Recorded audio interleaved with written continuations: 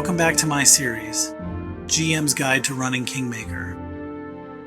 In this episode, we're diving into Chapter 4, Rivers Run Red, where the characters begin building their kingdom and face their first real challenges as rulers. Please help me out and hit that like button, and I'd love to hear from you in the comments. How are your players feeling about the kingdom building system? Or share any questions you have about the rules, encounters, or topics we cover today. I'll be checking the comments and can cover common questions in future videos. As always, this guide is intended for game masters and contains full story spoilers for the Kingmaker adventure path. If you're planning to play in this campaign, or might be a player in the future, this is your cue to stop here and go figure out which snacks you're bringing for your Game Master next session. Chapter 4 starts after the party has received their charter from Restov and are ready to start building their kingdom. This chapter is broken down into 3 main parts.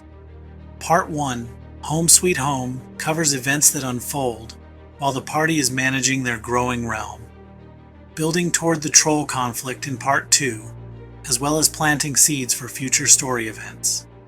Part 2, Troll Trouble, details the hunt for the troll lair and the showdown with Hargulka, a troll leader twisted by Nerissa's influence. And Part 3, Hunting the Beast, deals with the fallout after a massive owlbear attacks the kingdom, leading the heroes to track it back to its lair. The party should start this chapter at level 4 and be around 6th level by the end. Before your players roll their first kingdom check, let's talk about pacing, because this chapter is as much about managing time as it is about trolls and owlbears. It is a good idea to come up with a detailed, in-depth plan for how you want to manage the balance of kingdom turns and exploration. This way, you have something to dramatically crumble up and throw away later. Joking aside, you really do want to take a moment to consider pacing. If you're running kingdom management in the background, without the system, many events in this chapter will need to be skipped or reframed. You'll also need to account for how much time passes as the kingdom grows. Encourage your players to use downtime activities to fill these gaps. Even if the dice and paperwork are off screen, the story still assumes weeks and months are passing. If you are using the kingdom system in the adventure, or some other similar variant, then the trick is balance. This can be a little tricky, and you may need to make adjustments as you go. If the characters set out and explore the stolen lands, and engage with quests but neglect the kingdom turns, they will soon outpace the kingdom level, and possibly stumble into story elements that are intended for later, when the kingdom is a bit further progressed. On the other hand, if they strictly focus on kingdom turns, they risk getting burned out on this aspect of the game, as well as running out of room for the kingdom to grow. Hexes must be reconnoitered and cleared of any threats in order to claim them. Advising the players a rhythm of shorter adventuring trips, then 1 week each month set aside for kingdom activities.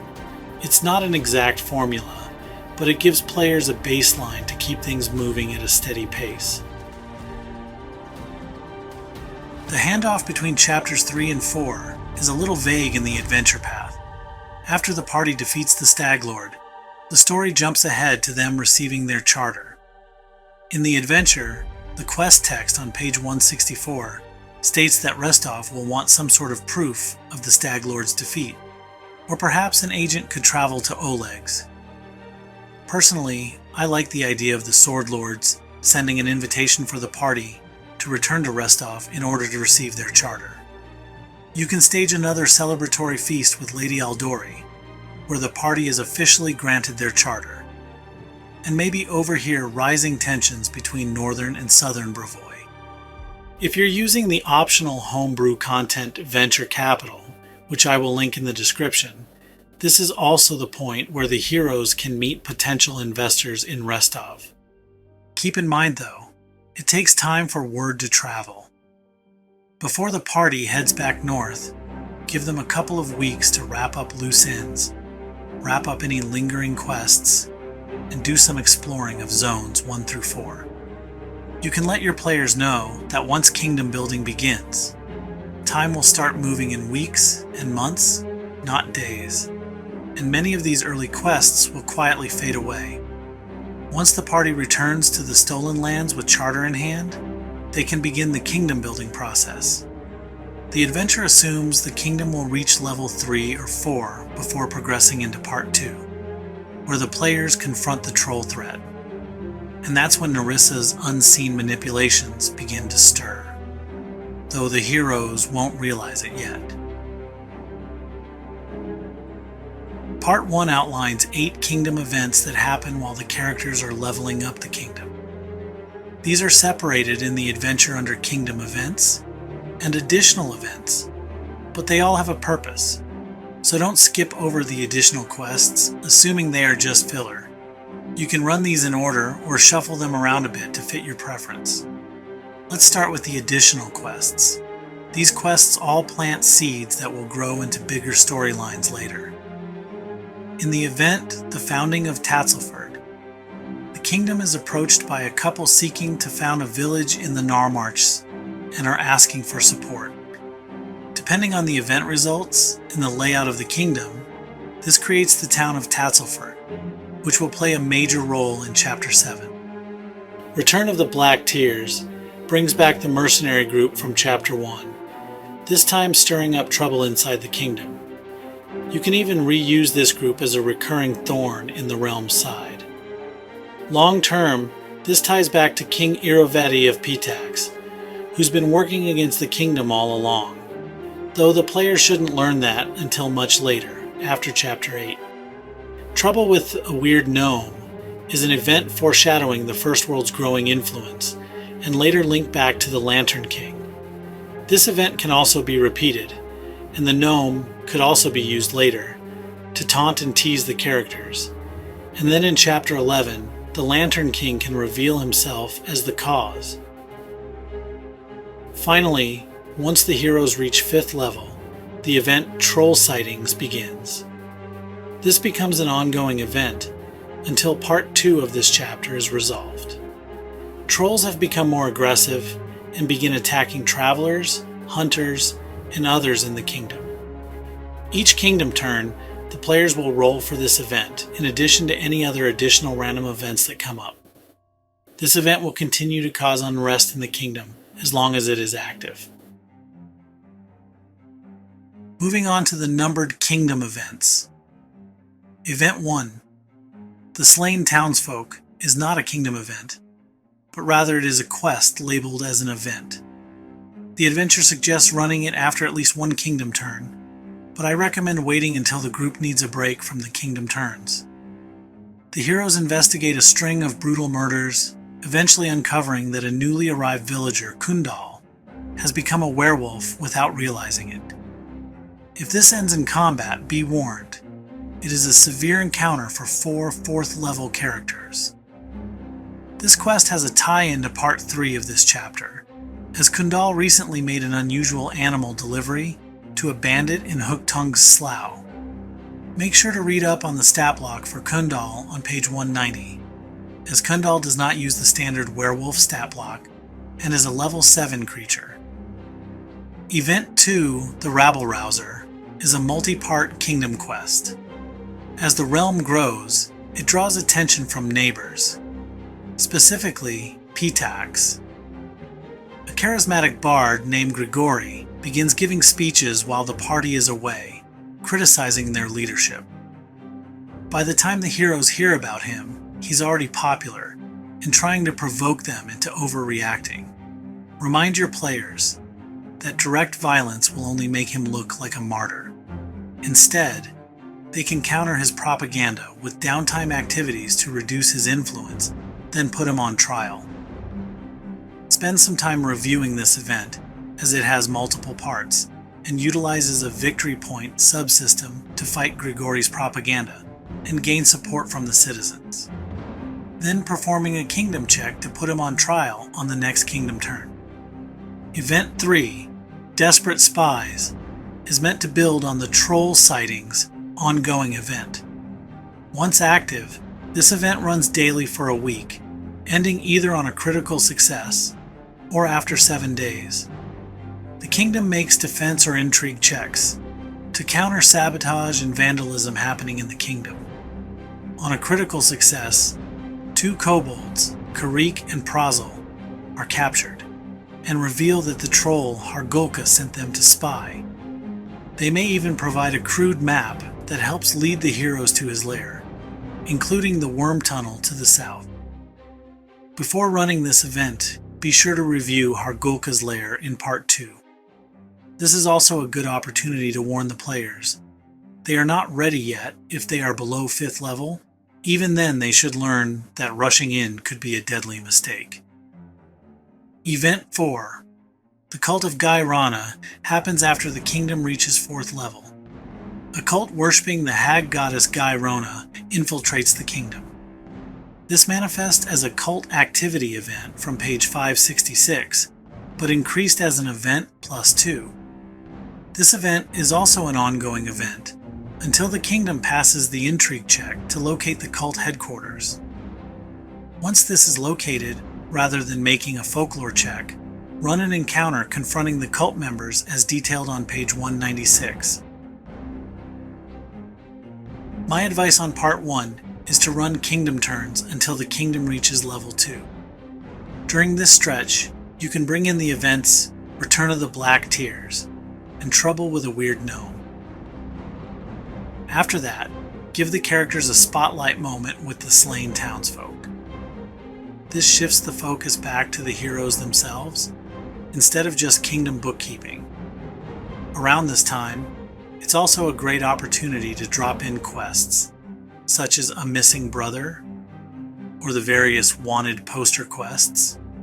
Encourage your players to explore and reconnoiter the nearby hexes, but make sure to remind them that their kingdom still needs attention too. Set the expectation early that they'll need to return home regularly for downtime and kingdom turns. Once they've gone on a 2nd or 3rd expedition and returned to their settlement, that's a perfect time to bring in the Rabble-Rouser event. As the kingdom grows to level 3, or once the PCs themselves reach level 5, it's time for the Cult of Gyronna, a turn or two later, kick off troll sightings. The adventure suggests keeping this as a continuous event, but you can also space it out every 2 to 3 kingdom turns to keep the pressure simmering in the background. Once troll activity is picked up, turn up the heat with desperate spies, and then drop the hammer, presenting the heroes with the quest Troll Slaying. I'll include a link in the video description to my quest cheat sheet, which compiles all of these quests and special events in one handy place.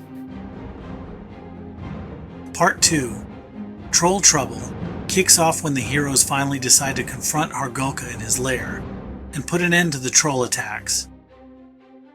The lair's location can come to light in several ways. The Troll Sightings events will make it common knowledge that activity is heavier in the southwestern Gnarmarches, so the party might track them down through exploration. The heroes can use the higher adventurer's kingdom leadership activity to send scouts. A critical success on the Desperate Spies event will lead to the capture of the Kobold Spies, who will quickly spill information. Or the information can come from NPCs, from the Warg, Howl of the North Wind in the Gnarmarches, or the Leucrotta in the Camelins. No matter how they learn it, it should be clear to the players that a frontal assault is a bad idea, with how many creatures are holed up inside. The roster includes 5 forest trolls, 6 trollhounds, 2 harpies, 6 hobgoblins, 2 Leucrottas, unless defeated previously, 2 kobolds, kept as pets, unless captured, a cavern troll named Kargad, a 2-headed troll named Negrundi, and finally, Hargulka, and his mate, a sorcerer Garija. Quick note, the adventure uses legacy trolls, but if you are running remaster rules, swap them out with forest trolls. Here are the stat blocks you will want to be familiar with. All of these are also available on Archives of Nethys.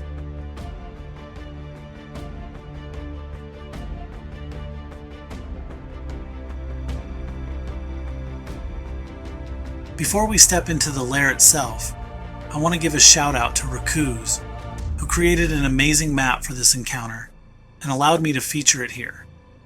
You can find this map, along with many other Kingmaker maps, on their website and Patreon. They also provide Foundry VTT Ready modules to make importing maps into your game effortless. Links are in the video description.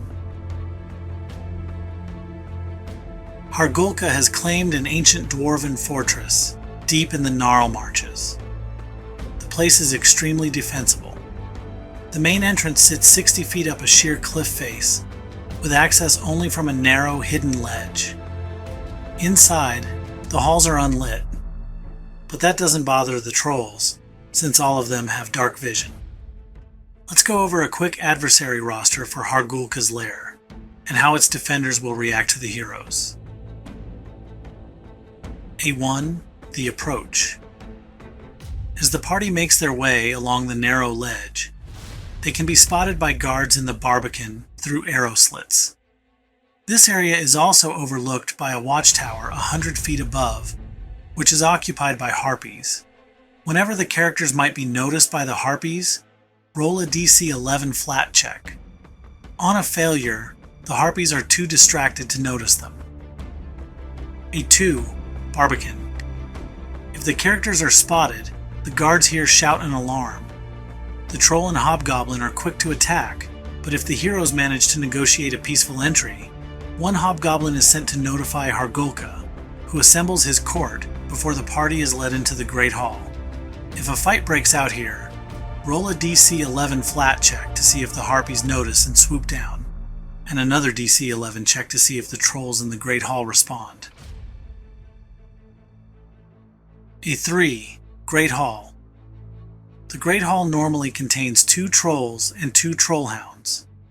If they are attacked here, or if they respond to shouts of alarm, one troll rushes upstairs to alert the rest of the fortress. This rouses the 2-headed troll Ngrundi, Hargulka himself, and his mate Gurija. The hobgoblins also join in, firing down from the balcony above. Ngrundi and Hargulka wade directly into the fight, while Gurija likely positions herself on the stairs, casting spells to support the trolls or attack the heroes. There's also another way in. With a DC 25 perception check, the party might discover an overgrown tunnel to the south, carved long ago by a purple worm. The entrance is at ground level and climbs steeply to about 40 or 50 feet, before connecting to the kennels and larder. It offers a stealthier route, but comes with its own dangers. The tunnel is unlit and steep, making it difficult to move quietly. Once the ground starts to level out, the party encounters a split. To the south is a makeshift kennel, where 4 trollhounds are chained to the walls, with enough slack to reach anywhere in the room. Any combat here quickly draws the attention of Kargad, the cavern troll in the larder, who comes charging to protect his puppies. To the north leads to an area where the worm tunnel broke into the fortress. 2 Leucrottas have made their den, unless the party previously dealt with them in Hex KL6. These beasts mostly ignore the trolls and trollhounds, and don't pay much attention to fighting elsewhere. Nearby, 2 more trolls rest in a small barracks. They're unlikely to hear or respond to combat in other areas, unless directly attacked. No matter the approach, once a fight breaks out in the Great Hall, it becomes a difficult encounter if the alarm has been raised. To make things more manageable, you might allow the heroes to bring NPC companions, but be careful not to bog the fight down with too many combatants. One option is to abstract the NPC's actions. At the top or bottom of the round, narrate how they are locked in a separate skirmish, and update the players on how that battle seems to be going. It's also a good idea to let the characters learn more about trolls before this point. A recall knowledge check, or a skirmish with a small raiding party on the way to the lair, can introduce the heroes to the troll regeneration and hint at how to counter it. Finally, you might have an NPC suggest lying in wait and ambushing a raiding party before storming the fortress. A small patrol of 2 trolls and a couple of hobgoblins makes a good option, reducing the number of reinforcements inside when the real fight begins. Once the heroes clear out the lair and finish looting, this dwarven fortress can be used as a refuge. Part 3. Hunting the Beast begins with a brutal and unexpected attack on the kingdom. A gigantic owlbear, enraged and out of control, descends on one of the kingdom's settlements, while the heroes are on their way home from the troll lair. Once again, Nerissa's hand is behind the chaos. Before she twisted the Stag Lord, Nerissa set her sights on another ruthless hunter named Ioric. She gifted him a magical ring, braided from her own hair and set with tiny gemstones, which allowed its wearer to charm beasts. Ioric used it to control animals and monsters, turning them against merchants and travelers. Knowing his ambition would be his undoing, Nerissa whispered to him of a gigantic owlbear. She fully expected he would fail, and hoped the beast's rampage would spill into the growing kingdom. Hungry for her approval, Ioric tried to tame the creature, and at first succeeded. But when the owlbear's mate returned, sensing the unnatural enchantment, it flew into a frenzy. Ioric and his men killed the mate, and in doing so, shattered the ring's hold. The surviving owlbear tore Ioric and his entire band apart in a rage. Now, consumed with grief and bloodlust, it turns its fury on civilization itself. When the heroes return to their settlement, they find devastation. Fields trampled, buildings smashed, livestock slaughtered, and citizens mourning their dead. The attack happened only hours before they arrived. Before going into details, call for a kingdom defense check against the Rampage of the Beast event on page 209. This determines just how severe the damage is. The shaken citizens demand justice, and the heroes are tasked with hunting down the beast. Present the quest, Hunting the Beast, on page 209. Following the owlbear trail is straightforward.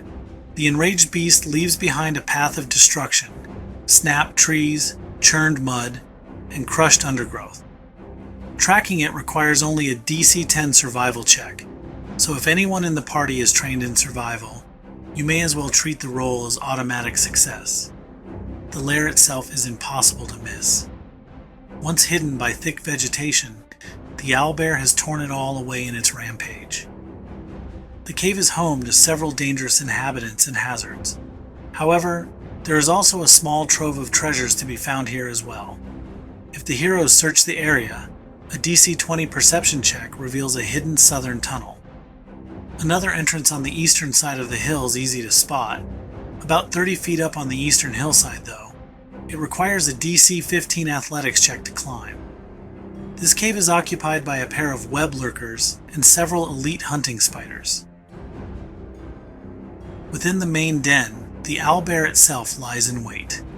Depending on how stealthily the heroes approach, they find it asleep in its nest. It also is not at full strength, still wounded from its rampage. The corpse of Ioric can be found behind the nest. The far eastern chamber of the lair tells the rest of the story. Here lie the remains of the owlbear's mate and the corpses of the remaining bandits. Once 3 or more creatures enter this area, a haunt is triggered, manifesting the violent spirits of the owlbears, Ioric, and his men. And finally, if you want to soften the aftermath, you can include an owlbear cub hidden in the den. Rescuing it offers the chance for the party to raise it as a pet, guardian, or companion for a character or the party. And that's it for this episode.